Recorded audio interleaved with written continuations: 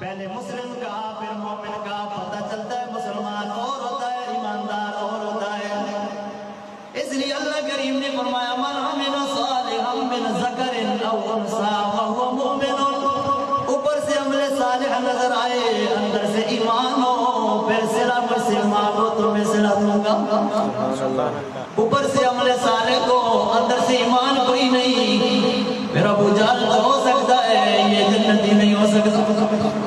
60 حج کرنے والا عمل صالح تو موجود ہے لیکن اندر ایمان موجود نہیں تھا. نبی پاک کو اللہ کا پیغمبر نہیں مانتا تھا. 60 حج تو کر دی اس نے, حجیوں کو پانی تو پلا لیا, حجیوں کو سبو تو کھلا لیا, سارے کام نیک کیے لیکن ایمان نہیں تھا. آپ کو بھی پتہ ہے ابو جہل جہالت ہی میں رہ گیا.